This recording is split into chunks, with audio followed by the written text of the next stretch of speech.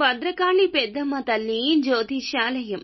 భర్త పరస్త్రీ వ్యామోహం, భార్య పరపురుష సహవాసం నుండి విడిపించడానికి మీరు ఇష్టపడిన వారు మీ నుంచి దూరమై ఉంటే స్త్రీ వశీకరణ, పురుష వశీకరణ, ప్రేమ, వివాహ సమస్యలు, అత్తాకోడళ్ల సమస్య, భార్యాభర్తల సమస్య, లైంగిక సమస్య, సంతాన సమస్య, ఇంకా ఇతర ఎటువంటి గుప్త సమస్యలకైనా 100% 3 రోజుల్లో ఫోన్ ద్వారా పరిష్కారం చేయబడును.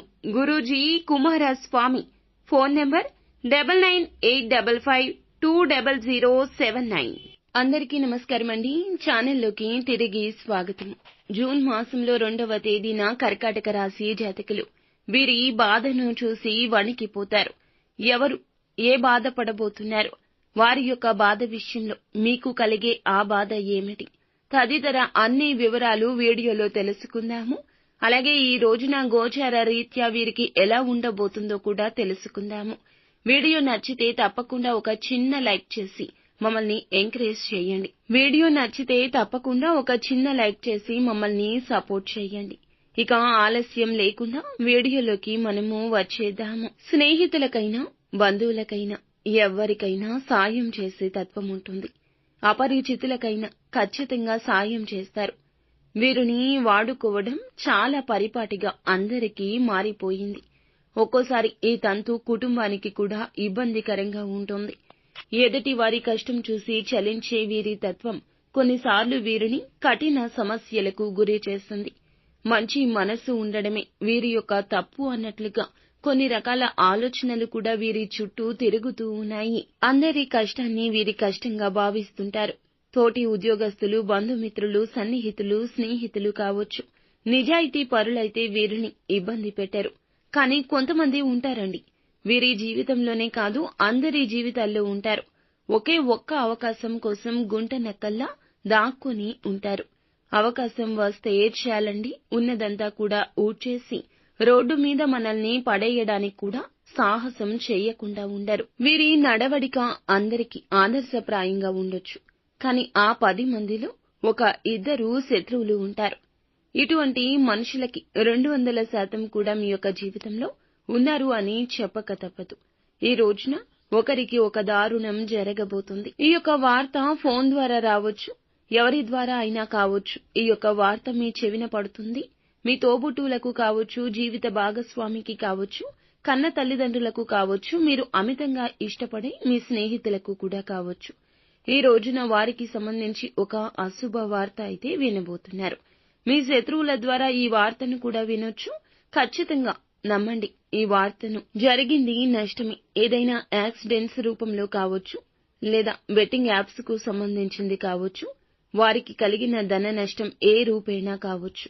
వారి యొక్క బంధం విచ్ఛిన్నమైపోయింది అని ఒక కీలక వార్త కూడా కావచ్చు మీ చెవిన పడుతుంది. మీ జీవిత భాగస్వామికి లేదా కన్న తల్లిదండ్రులకు వారి యొక్క కెరియర్లో లేదా వారి యొక్క జీవితంలో వినకూడని ఒక అశుభ వార్త వినడం కావచ్చు.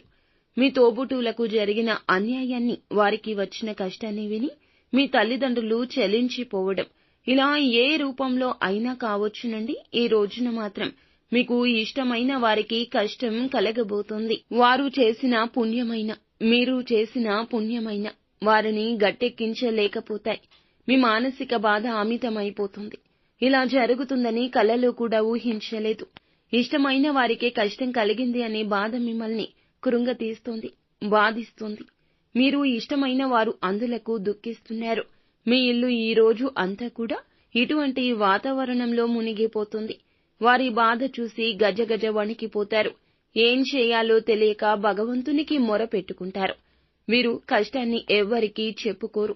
పైకి గుండె ధైర్యంతో కనిపించిన వీరి కష్టం భగవంతునికే ఎరుక. ఈ రాశి జాతకులకు భగవంతుడు అంటే నమ్మకం ఎక్కువ. నిత్యము కూడా భగవంతుణ్ణి నమ్ముతూ ఆరాధిస్తూ ఉంటారు. కానీ ఈ కష్టం ఎందుకు వచ్చింది అంటూ ఆర్తనాదాలు చేస్తారు. వారి యొక్క సమస్య చూసి మీ గుండె చెరువైపోతుంది. కానీ మీరే డీలా పడితే కుటుంబాన్ని ఎవరు పైకి తీసుకొస్తారు చెప్పండి. ఆ కష్టం నుండి పైకి రావాలంటే కొండంత భరోసా, కొండంత అండా ఉండాలి. ఇలా ధైర్యంగా ఉంటేనే, ఈ రోజున వారికి ధైర్యం చెప్తేనే, మనిషి సహాయం చేస్తూ వారికి అండగా నిలబడితేనే, మీ వెనుక మేమున్నామంటూ భరోసా ఇస్తేనే వారికి అర్థమవుతుంది. వారి యొక్క కష్టం నుండి బయటకు వచ్చేందుకు వారు ప్రయత్నం చేస్తారు. మీరు తోడుగా ఉండండి. ఏదైనా బెట్టింగ్ యాప్స్ లో కానీ, లోన్ యాప్స్ లో కానీ, ఇతరత్రా ఎటువంటి ఆన్లైన్ మోసాలకు గురి అయినా, ఏదైనా ధన సహాయం చేయాలన్నా ఈ రోజు ఆలోచించకుండా ఒక అడుగు ముందుకు వేయండి. ఎందుకంటే బంధమే ముఖ్యము, ప్రాణమే ముఖ్యము. ఈ రోజు అందించే సాయం భగవంతుని రూపంలో వారికి అందినట్లు అనిపిస్తోంది. మీతో పాటు ఈ రోజున మనసు విప్పి వారు సమయాన్ని గడుపుతారు. వారికి కలగాల్సిన కష్టానికి మీరు అడ్డుగా నిలబడతారు. ఇదంతా దైవేచ్ఛ. ఈ రోజు ఇలా జరుగుతుంది కావున బాధను పక్కన పెట్టి సమస్య పరిష్కార దిశగా అడుగులు వేయండి. నిత్యం శివారాధన చేసుకోవడం, అలాగే భగవంతునికి వారి కష్టం చెప్పి వారి కష్టాల నుండి బయట పడవేయమంటూ వేడుకోండి. అంతా మంచే జరుగుతుంది.